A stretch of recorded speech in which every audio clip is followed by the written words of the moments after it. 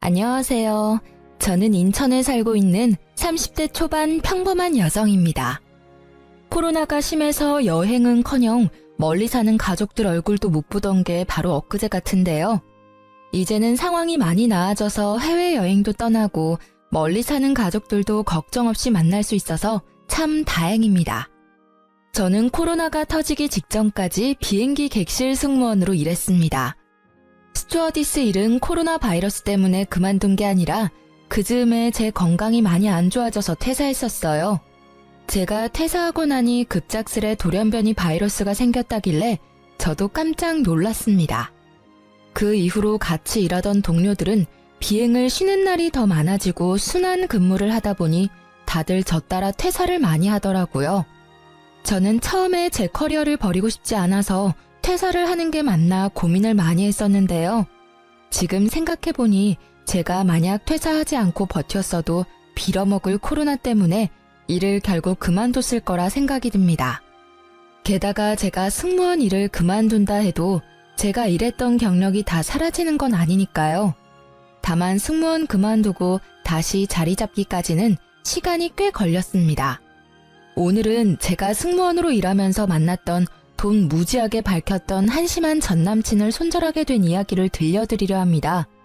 그 전에 간단히 저희 집안 이야기부터 말씀드리자면 저희 아버지는 음악가세요. 아버지께서는 작사, 작곡을 둘 다 하셨는데 현재는 일을 쉬고 계세요. 8년 전 위암에 걸리셔서 그때부터 경제적인 활동은 하지 못했습니다. 젊은 시절 어머니께서는 경제적인 조건보다 오로지 아버지 인품만 보시고 결혼하셨대요. 가난한 예술가인 아버지께서 돈이 어디 있으셨겠어요. 하지만 정말 부자는 마음이 넓은 사람이잖아요. 제가 어렸을 때나 기억 속이나 지금이나 저희 아버지께서는 한결같이 가족을 아끼시고 사랑하시는 다정한 분이셨어요. 그래서인지 저도 엄마처럼 아빠를 닮은 사람이랑 결혼하고 싶다는 생각을 많이 했습니다. 음악가인 아버지께서는 수입이 일정하지 않았고 벌어도 그 벌이가 많지 않으셨대요. 그래서 어머니께서는 항상 일을 하셨습니다. 작은 회사 격리로 일하시던 어머니께서는 저를 임신하시고부터 회사를 그만두고 경력이 단절되셨습니다. 그래서 어머니께서는 육아를 하면서도 바로 할 수 있는 일이 뭘까 고민하시다가 정수기 파는 일을 하면서 저희 가족을 이끌어 나가셨어요. 그러던 중에 저희 아버지께서 갑작스레 쓰러지셨습니다. 아버지께서는 작곡 일을 하시면서도 돈이 안 될 때는 공사장에서도 일용직으로 일을 하셨는데요. 돈을 많이 못 벌어다 줘서 언제나 미안하다는 말을 달고 사셨던 아버지께서 암 때문에 힘없이 병상에 누워 계시는데 눈물이 왈칵 쏟아지더군요. 암조차도 아버지 탓이라며 우시는데 마음이 너무 안 좋았습니다. 저와 어머니는 그런 아버지가 더 이상 무너지지 않게 지키는 일밖에 할 수 없었어요. 게다가 저는 한창 승무원 면접을 보던 때라 아르바이트를 고정적으로 할 수 없었고 어머니 정수기도 잘 안 팔리는 때였어서 그때가 가장 저희 집의 암흑기였습니다. 그즈음 정말 운 좋게도 저는 그토록 바라던 항공사에 최종 합격을 했습니다. 그렇게 아버지가 치료에만 전념할 수 있도록 항공사를 3년 동안 열심히 다녔어요. 대학병원에서 독한 항암 치료와 수술을 병행했고 다행히 아버지는 그 힘든 병마를 이기셨죠. 퇴원하시고 나서 간병에 힘쓰셨던 엄마는 다시 정수기 회사에 복직하셨습니다. 그때쯤 저는 욕심이 많아서 회화 학원을 등록했어요. 외국인분들과 소통을 할 수 있는 정도였지만 조금 더 유창하게 잘하고 싶었거든요. 남자친구와의 첫 만남은 바로 그 직장인 영어 학원에서였어요. 제가 비행 근무 시간이 바뀌거나 비행이 연착되면 시간이 없어 승무원 머리를 풀지 못하고 학원에 갔는데요. 그 뽕이 들어가고 올백인 머리 스타일을 어필하고 하는데 어떤 남자가 제 헤어스타일을 보고 아는 채 말을 걸어오더군요. 승무원 준비생이신가 봐요. 아, 네. 저도 아는 동생이 그쪽 분야에 일해서요. 열차 승무원? 아니면 항공 승무원? 어떤 쪽 준비하세요? 항공 승무원이요. 너무 예뻐요. 승무원 꼭 붙을 것 같아요. 저는 한 번도 대화 나눈 적 없는 사람이 살갑게 말을 걸어오는 게 좀 불편했습니다. 제 몰골도 일하다 와서 형편없다고 생각했으니까요. 그래서 애써 가짜 웃음을 짓고는 불편하게 수업을 들었어요. 하지만 남자는 아랑곳하지 않고 서로 친해졌다고 생각했는지 복도에서 종종 마주칠 때마다 참 반갑게도 인사를 하더라고요. 청아씨, 안녕하세요. 네, 안녕하세요. 전 처음엔 아예 관심이 없어서 이름조차 몰랐는데 그 남자는 제 이름을 기억하고 엄청 친근하게 부르더라고요. 그것조차 부담스러워서 저는 늘 딱딱하게 대답하곤 했습니다. 하지만 한결같이 만날 때마다 제게 반갑게 웃으며 인사하는 사람한테는 눈길이 갈 수밖에 없더라고요. 보다 보니 성격도 쾌활하고 사람이 괜찮아 보였어요. 연애라고는 고등학교 때 선배 짝사랑한 거 말고는 해본 적 없는 저는 남자에 대해서 잘 몰랐거든요. 당연히 남자 보는 눈이 그때 있을 리가 없었죠. 처음에는 거절했는데 우연히 승객으로 탄 그 사람을 우연히 만나게 됐는데요. 조금 알고 지냈다고 그 순간 얼마나 반갑던지. 지금 생각해보면 그날따라 무척 힘들었던 비행이어서 그랬던 것 같네요. 그 사람은 혹시나 저를 만날까봐 챙겨왔다며 주섬주섬 간식 꾸러미를 내밀었습니다. 그 따스함에 반했던 것 같아요. 남자도 그때부터 더 적극적으로 제게 대시했습니다. 서로 사귀기 시작하고 알게 되었죠. 남자친구는 평범한 회사원이었어요. 역시나 제가 처음 봤던 첫인상 그대로 사람 참 좋아하고 대인관계 원만하고 잘 웃고 쾌활하고 뭐 그런 사람이었어요.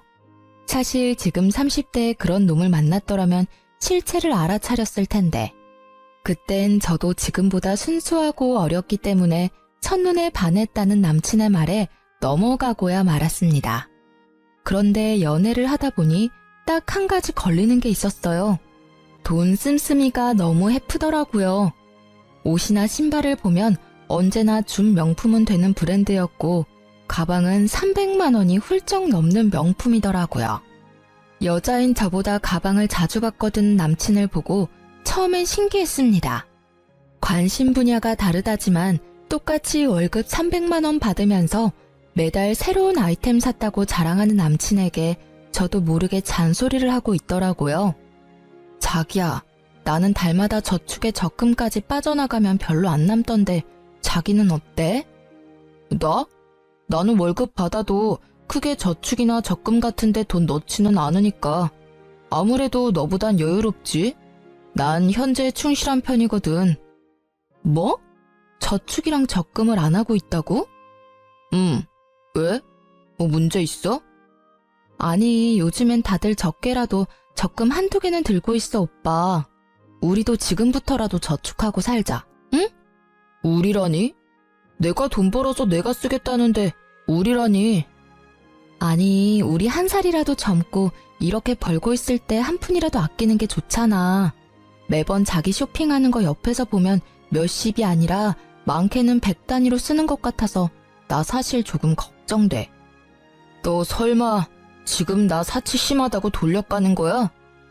아, 그런 게 아니라 난 오빠랑 결혼까지 생각하는데 오빠 경제관념이랑 내 경제관념이랑 좀 다른 것 같아서 한 번쯤 오빠랑 이야기 나눠봐야겠다고 생각 들었어. 그러니까 네가 지금 왜 그런 이야기를 이 타이밍에 하는지 난 잘 모르겠어. 우리가 지금 결혼했니? 장아야, 너 너무 앞서지 마. 아무리 연인 사이라도 할 말이 있고 안 할 말이 있는 거야. 오빠야말로 내 말을 너무 부정적으로 해석하지는 않았으면 좋겠어. 진짜 난 오빠랑 결혼까지 생각하고 있으니까 말 꺼낸 거였지. 내가 저축이랑 적금 안 들었다 했지 내 재산이 없다고는 하지 않았다. 그럼 네가 먼저 말 꺼냈으니까 나도 그럼 하나 말해도 되는 거지? 너 승무원이라 돈도 잘 버는데 왜 항상 돈에 예민하게 구니? 데이트할 때도 난 가끔 분위기도 내고 싶은데 넌 저렴한 것들만 찾아서 너 따라 입만 맞춰줬어. 그리고 연인이니까 가끔 비싼 호텔 가서 호캉스도 즐기고 싶은데 돈 아까워하는 너 보면 이해 안 되고 답답할 때 많았어. 하지만 난 나랑 네가 다르다고 해서 너처럼 입 밖으로 안 꺼냈잖아. 나는 너한테 다 맞춰주고 배려하는데 넌 왜 나한테 잔소리만 하려고 그래? 너 선 넘은 거야. 기분 나빠서 더 이상 얘기 못하겠다. 오빠, 내 말이 그렇게 기분 나빴어? 내가 조급해서 미안해. 난 오빠를 비난할 생각으로 말한 게 절대 아니란 것만 알아줘. 진짜 걱정돼서 한 말이야. 우리가 벌면 얼마나 번다고. 비슷하게 벌고 있잖아, 우리. 그래서 이제 그만 말해. 아, 상아야. 너는 잘 모르겠지만 말이야.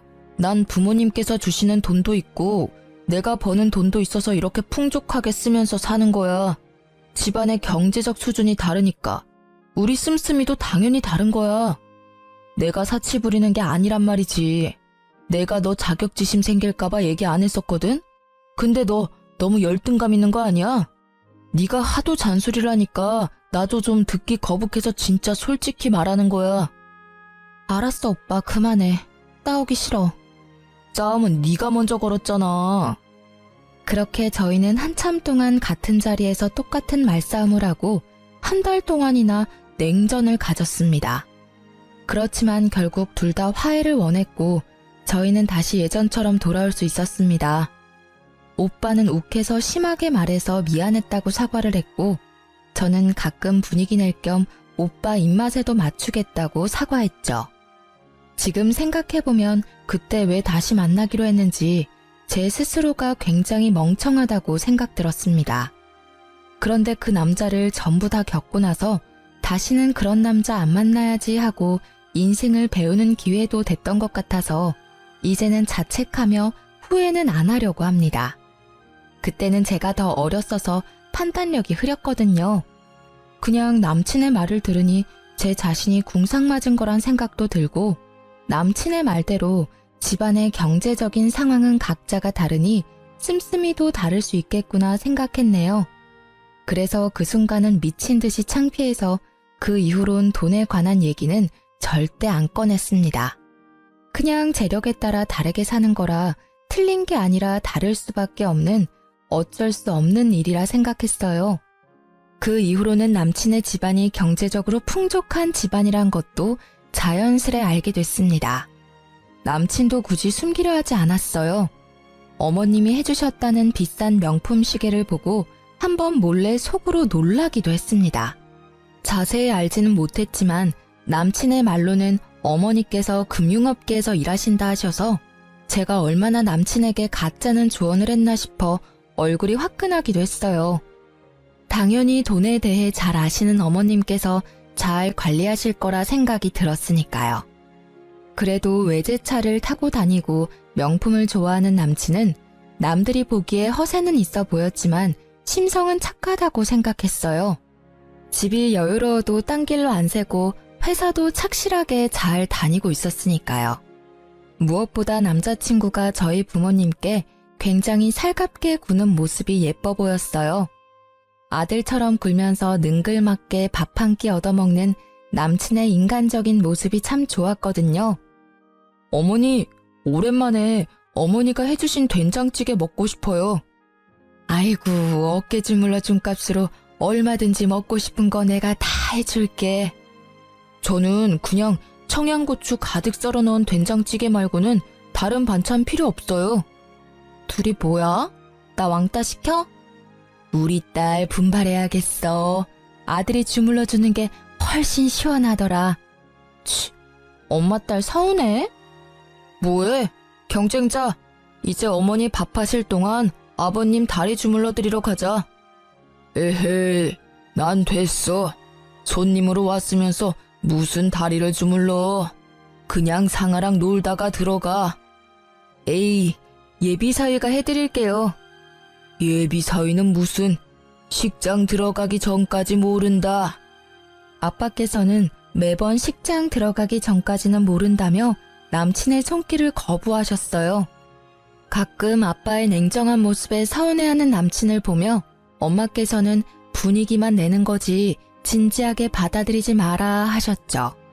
그런데 요즘은 엄마께서 전 남친 얘기만 나오면 잘해준 게 후회되신다며 엄청 억울해하세요. 그럼 아빠는 이렇게 말씀하시곤 합니다. 여보, 그니까 내가 식장 들어가기 전까지는 아무도 모른다고 했지요? 그러니까요, 여보. 앞으로는 내가 꼭 당신 말 새겨드릴게요. 역시 우리 집에서 당신이 제일 현명해. 엄마, 아빠 죄송해요. 하나밖에 없는 딸내미가 남자 번호는 없어서 그런 놈 만나서요. 아니다. 너가 왜 미안해하니? 다 인생 경험이지. 그럼 그런 남자를 만나봐야 이상한 놈 거르고 좋은 놈 만나지.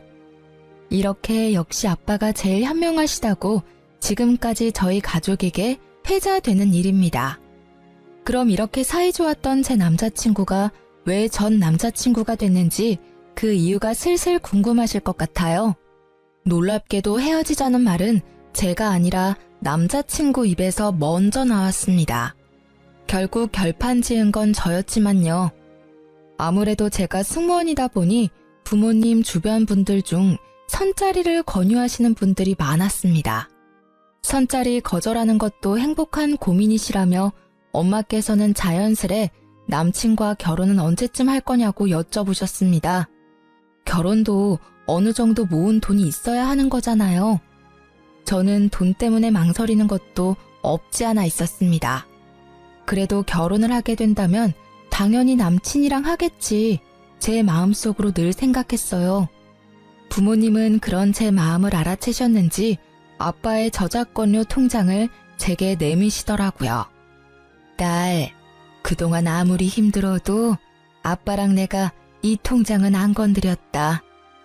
나중에 너 결혼하는데 단 몇 푼이라도 보태고 싶어서 말이다. 나중에 통장 정리하고 그 안에 있는 돈은 너 결혼 자금으로 써. 엄마, 아빠.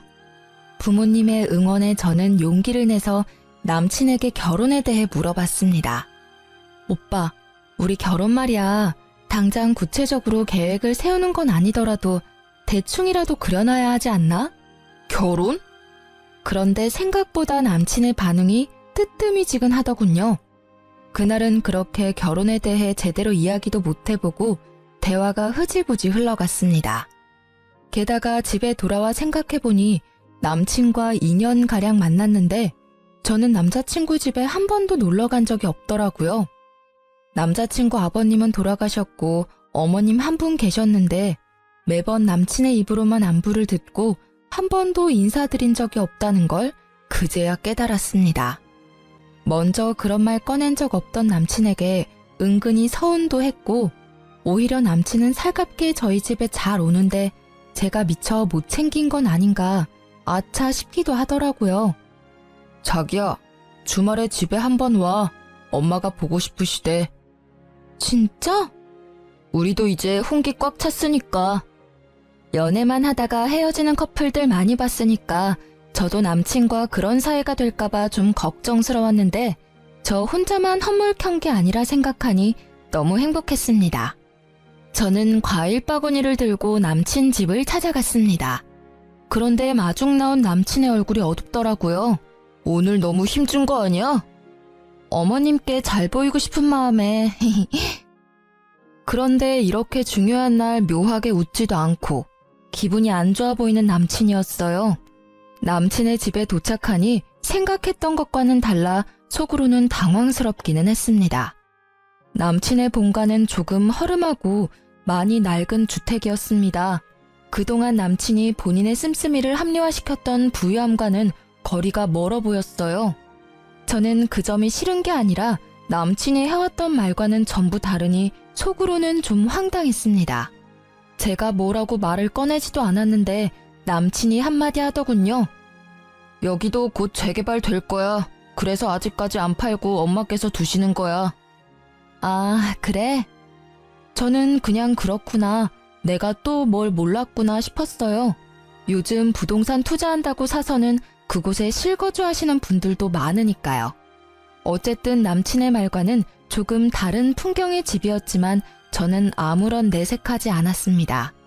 그런데 제가 밝게 웃으며 남친의 엄마에게 인사드리니 돌아오는 건 시큰둥한 반응뿐이었어요. 안녕하세요, 어머님. 얼굴이 반반한 게 다가 아니야. 네? 너 승무원이라고? 거기서 언제까지 일할 수 있는데? 가족이면 항공권은 공짜로 받을 수 있나?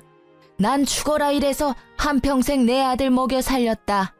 너도 설마 결혼한다고 일 그만둘 생각은 아니지? 난 살림도 바깥일도 다 할 수 있는 완벽한 며느리를 원한다.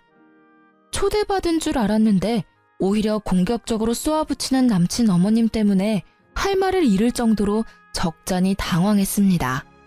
아, 좀! 엄마, 우리 방금 왔잖아. 앉으라고 말부터 안 하군. 상아야, 여기 앉아. 남친도 그 상황이 짜증나는지 잔뜩 예민해 보였어요. 알아서 앉으면 되는 거지. 뭘 앉으라고 말해야 앉아? 아, 죄송합니다. 실례하겠습니다. 집에 어른들은 뭐 하시니? 에휴, 없는 집끼리 만나면 무슨 미래가 창창하겠어. 너도 참 너 좋다는 넉넉한 집 딸들 두고 왜 이런 애를? 사람 앞에 앉혀두고 무안하게 만드는 남친 엄마 때문에 정말이지 도망가고 싶더라고요. 아, 네. 저희 엄마는 정수기 회사에서 일하시고요. 아버지께서는 음악가세요. 아버지는 몸이 안 좋으셔서 현재는 쉬고 계십니다. 뭐? 엄마가 정수기? 아유, 게다가 아빠는 뭐? 아니, 결혼해서도 부양해야 하는 거 아니야? 참 곤란하다. 넌 어디 아픈 데 없냐? 건강한 거 맞아? 아들, 이 상황 엄마는 매우 당황스럽다. 엄마, 얘기 좀 제대로 들어보고 말씀하세요. 아버님 암투병 하셨었는데 지금은 완치하셨어요. 그럼 뭐하니? 암은 가족력이 얼마나 중요한데. 너 지금 건강하냐니까? 저 일하면서 건강이 조금 나빠져서 승무원은 일은 올해까지만 하면 어떨까 생각하고 있습니다. 항공 관련 강사를 준비하고 싶어서 알아보는 중입니다. 한동안 정적이 흐르고 남친은 자기 엄마와 똑같이 멋씹은 얼굴을 하고 있더라고요. 남친 엄마는 골똘히 생각하다 제게 버럭 소리를 지르기 시작했습니다. 뭐? 멀쩡한 승무원 일 그만두고 뭐가 어째? 아들, 넌 이런 애를 며느리감이라고 데리고 온 거야? 집안은 모자라도 승무원이라길래 웬만하면 내가 이 결혼 허락해주려고 했다. 너 일 그만두면 절대 내 아들이랑 결혼 못한다. 그렇게 중요한 일을 상의도 없이 너 혼자 생각하다 이제 말해? 애초에 취직할 생각이었냐? 내가 좀 산다니까 빌붙고 싶었어? 와, 뒤에서 승무원 그만둘 계획하고 있었던 거 소름 돋는다. 너 설마 아직도 내가 진짜 너한테 첫눈에 반한 줄 알아? 그런 척 한 거야. 너 얼굴 그 정도면 반반하고 여친이 승무원이면 내 기도 살고 월급도 많이 버니까 결혼 생각하고 만난 거라고. 승무원 그만두면 나랑 헤어질 각오해. 분명히 말했다. 너 일 그만두면 나랑 헤어지는 거야. 너의 메리트는 승무원이라는 그 이름값이야. 저는 참다 못해 남친의 뺨을 날렸습니다. 두 모자의 태도가 정말 기가 막혔어요. 어디 예비 신랑 뺨을 때려? 예비 신랑이라뇨. 나 진짜 어이가 없어서. 저도 승무원 이름값 운운하는 남자랑 결혼할 생각 없어졌네요. 제가 너무 아까워서 이런 집안에 시집 못 오겠거든요. 그리고 아줌마, 어떻게 처음 뵙는 자리인데 인사도 안 받아주고 물 한 잔 없이 취조부터 하나요? 저 무슨 잘못해서 경찰서 조사받으러 온 줄 알았어요. 너도 그래. 너 그동안 엄마가 금융업계 다니고 집은 50평대고 집안에 자산 많고 나랑은 수준이 다르다며. 너란 사람 온통 거짓말 투성인데 들어오는 순간까지 내가 참았어. 그런데 돈은 없어도 예의 없고 인성 모자란 집이랑은 나도 절대 결혼할 생각 없거든? 김칫국 마시지 마. 뭐, 아줌마? 쯧쯧 싸가지 봐라. 제가 자리를 박차고 일어서자 남친 엄마는 제게 버릇없다며 들어본 적 없는 욕짓거리를 퍼붓더라고요. 네네, 이왕 버릇 없는 김에 가져온 과일 바구니도 도로 가져갈게요. 제 돈 썼는데 여기 두고 가기엔 너무 아까워서요. 집에 가서 맛있게 먹겠습니다. 안녕히 계세요. 그건 두고 가. 들고 왔는데 그걸 또 도로 가져가는 게 어딨니? 직접 사드세요. 아들한테 사달라고 하던가요. 저 꿀 같은 휴무에 차려입고 여기까지 온 거 시간 낭비한 것 같아서 지금 너무 속상하거든요. 말하는 꼬락서니가 너 진짜 싹수가 노랗다 못해 지린내가 난다. 네네, 아무렴요. 여기 오는 길에 엄청 지린내가 나더라고요. 재개발 빨리 되기를 응원할게요. 아무 말 못할 것 같던 제가 반박하자 남친과 그의 엄마는 당황해서 더 이상 제게 더 말은 못하고 이내 화를 내면서 둘이 싸우더라고요. 원하는 대로 안 흘러가니 애가 탔겠죠. 제가 뭐가 아쉬워서 그런 대접을 받으며 그 만남을 이어가겠어요. 저는 혼란스러운 틈을 타 얼른 집으로 돌아갔습니다. 역시나 남친은 본인이 아쉬운지 그날 이후로 절 붙잡으려 연락이 계속 왔습니다. 제가 전부 피하니까 제 비행 스케줄을 이미 알아보고는 공항까지 찾아왔더라고요. 창피하게 사람들 앞에서 저를 붙잡길래 공항 카페에서 간단히 끝내려고 자리를 잡았습니다. 엄마가 금융업계 다닌다고 거짓말해서 미안해. 네가 평소에 돈 가지고 스트레스 받게 하니까 나도 모르게 나온 거짓말이야. 그리고 우리 엄마가 말씀은 그렇게 하셔도 말이야. 속은 정말 따뜻하신 분이야. 사람은 겪어봐야 아는 거잖아. 너가 너무 섣부르게 판단한 거야. 그래도 엄마께서 마음이 넓으셔서 너 용서 구하면 받아주신대. 그리고 진짜 막말로 승무원 그만두면 너만 손해야. 엄마랑 나는 너 인생이 진심으로 걱정된 거지. 그렇다고 어떻게 그렇게 한순간에 남처럼 굴어? 진짜 나랑 헤어지기라도 할 거야? 너 나 껍데기만 보고 만난 거라며.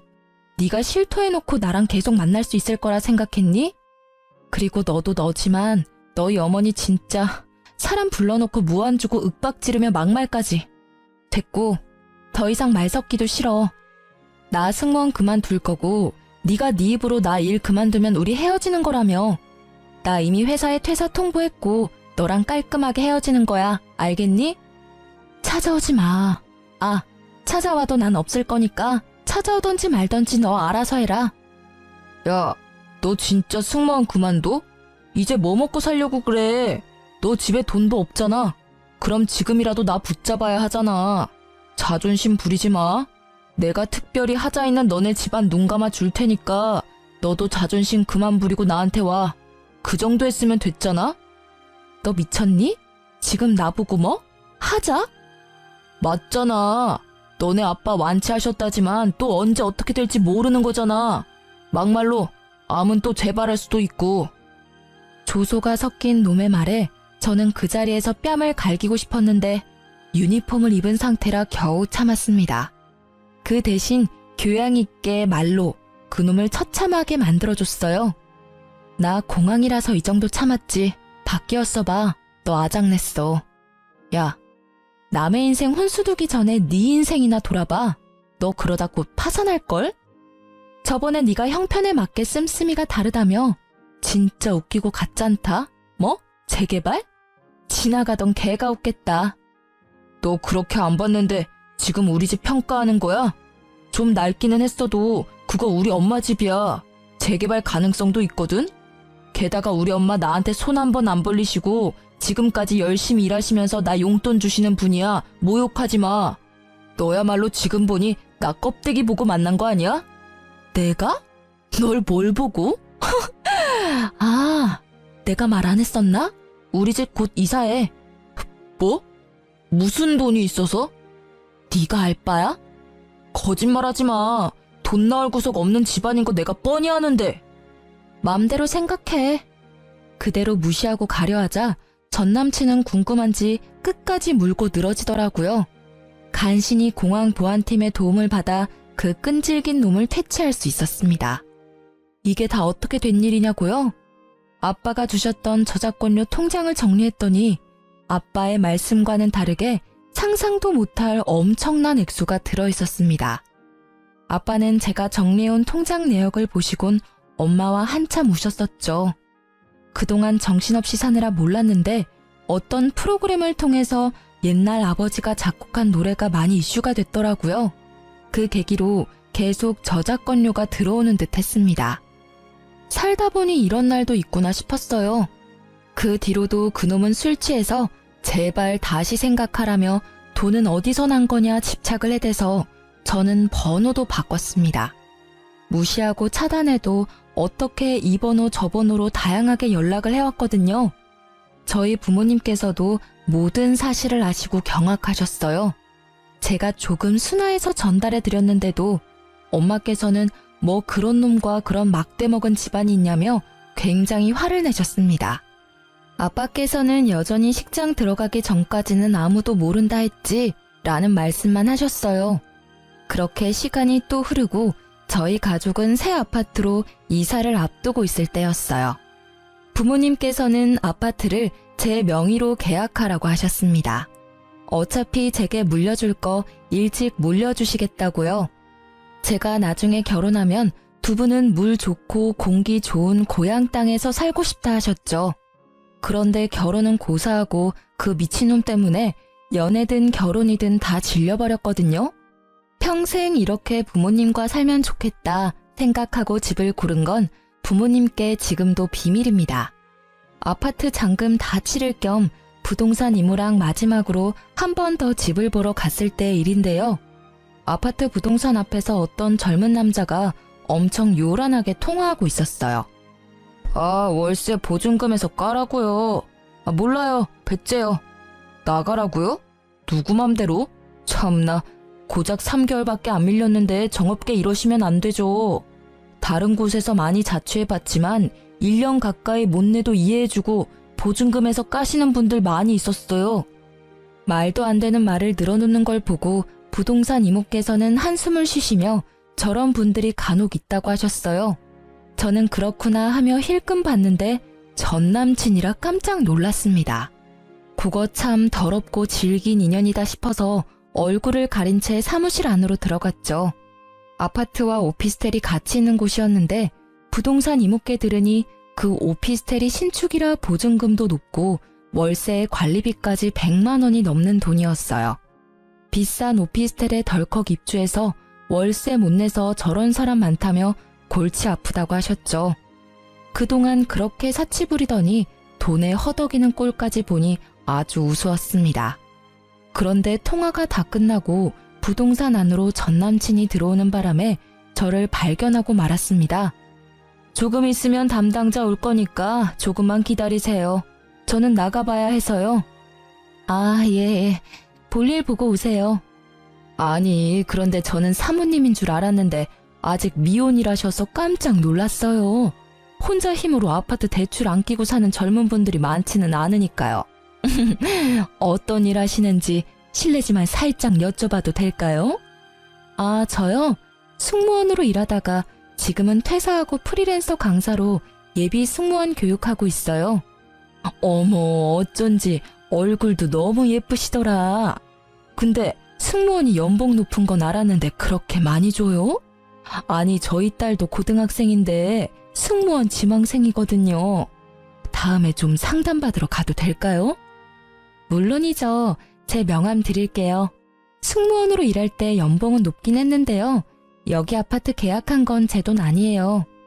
저는 저축한 돈 따로 있고 아파트는 부모님께서 주신 돈으로 사는 거예요. 아파트 한 채 정도는 외동딸인 저한테 주고 싶다 하셔서요. 아버지께서 음악가이신데 저작권료가 좀 쏠쏠해요. 어머, 진짜 복 받으셨네. 나 일단 다른 분 잠깐만 안내하고 돌아올 테니까 여기서 편하게 쉬고 있어요. 한 5분이면 될 것 같네요. 저는 일부러 전 남친 들으란 듯이 얄밉게 털어놓았습니다. 그동안 궁금했던 진실을 알게 된 전 남친의 얼굴은 볼만했어요. 당장 제게 말 걸고 싶어하는 눈치더라고요. 그렇게 부동산을 나서는데 따라 나온 전 남친이 이게 다 어떻게 된 일이냐고 붙잡고 묻더라고요. 아버님 저작권료가 그렇게 많았어? 왜 나 만날 때는 티를 안 냈어? 아버님 대단하시다. 제가 대꾸하지 않자 전 남친은 갑자기 제 바지가랑이를 붙잡더라고요. 상아야, 우리 다시 잘해보자. 너 강사 일해도 내가 너 먹여 살릴게. 미쳤다고 내가 너 같은 애랑 만나? 내가? 왜? 지 월세 하나 제대로 못 내놓은 놈이 어디서 허세야. 꺼져. 다시 한번 충고하는데 너 인생이나 똑바로 살아. 상아야, 제발. 너 많이 화난 거 알아. 근데 장인어른 말고도 집안에 남자가 한 명쯤은 있어야지. 장인어른? 너 미쳤어? 드디어 정신이 가출한 거야? 우리 아빠 편찮으시다고 비웃을 때는 언제고 돈 많으시다니까 군침을 흐르니? 이거 안 놔? 너 같은 버러지 놈을 우리 집에서 왜 받아주겠니? 그땐 내가 너무 철이 없었어. 그때라 해봤자 몇 개월 전인데 지금은 좀 낫고? 어머, 두 분 아는 사이세요? 그때 부동산 이모께서 다시 다가오셨고 저는 순진한 얼굴로 말했습니다. 모르겠어요. 저 아세요? 왜 이러세요? 어머 총각, 왜 모르는 아가씨 바짓가랑이를 잡아요? 그러다 잡혀가요. 놈은 등짝을 몇 대 맞고서는 허탈한 얼굴로 사라지더군요. 너무 통쾌했습니다. 그런데 가족들과 아파트로 이사하고 전 남친을 다시 여기서 마주치게 될까봐 너무 찝찝했어요. 부동산 이모에게 은근슬쩍 물어보니 그 인간 결국 집주인에게 쫓겨났으니 걱정하지 말라더라고요. 이모 말로는 젊은 사람이 빚은 또 얼마나 많은지 우편함에도 빚 독촉 우편이 한가득이었다며 다시 돌아올 일은 없을 거라고 하셨네요. 진짜 한심한 인생이라고 생각했어요. 그놈 제가 예전에 씀씀이 충고한 거 들었으면 그 꼴은 안 나지 않았을까요? 자업자득이라 생각했습니다. 저는 전 남친도 쫓겨났다 하고 걱정거리가 싹 사라졌습니다. 그런데 또 곧바로 정말 기가 막힌 일이 생기더라고요. 엄마가 오랫동안 다니셨던 정수기 회사를 그만두신 지도 2년이 넘었었죠. 엄마 정수기 다닐 때 알던 동생이야. 아들이 너무 사고만 치고 다녀서 그거 매번 갚고 다니느라 정작 수중에 모은 돈도 없대. 내가 짠해서 해줄 건 없고 정수기라도 비싼 거 해주려고. 정수기 말고도 비데랑 이것저것 다 해줘야지. 엄마, 또 너무 다 해주면 그 이모께서 좀 부담스러우시지는 않을까요? 나 잘된 거 다 뻔히 알고들 있는데 오히려 안 해주면 엄마가 욕먹을지도 몰라. 저는 쉬는 날이라 소파에 누워있다 잠들었고 곧 시끌벅적한 소리 때문에 깼거든요. 초인종이 울리고 대문이 열리자 정수기 설치 기사님과 이모 총 2분이 오셨더라고요. 그런데 정수기 이모가 낯익은 얼굴이라 깜짝 놀랐습니다. 언니, 정말 성공했네요. 얘기 듣기만 들었지 이렇게 직접 보니까 너무 부러워요. 입구부터 부잣집 아파트인 거 티가 딱 나더라고. 성공해서도 이렇게 저 잊지 않고 챙겨줘서 고마워요. 이거 별거는 아니지만 귤 한 봉지 사왔어요. 이런 걸 뭐하러 사와? 아유, 잘 먹을게. 들어오세요들. 딸, 엄마 손님들 오셨어. 그만 자고 일어나. 그 말로만 듣던 공주 직접 보는 거야? 우리 공주 쉬는 날이라 자다 깨서 몰골이 좀 그렇네. 안녕하셨어요? 저는 전남친 엄마를 먼저 알아보고 아주 썩은 미소를 지었습니다. 화들짝 놀라서 귤봉지를 떨어뜨리는 전남친 엄마를 보고 엄마는 왜 그러냐고 당황하셨습니다. 엄마, 그때 나 물 한 잔도 안 주고 하대하던 전남친 엄마 기억나지? 그 몹쓸 놈이랑 그 몹쓸 놈 엄마라는 사람? 이분이야, 엄마. 뭐? 언니, 그게 아니라요.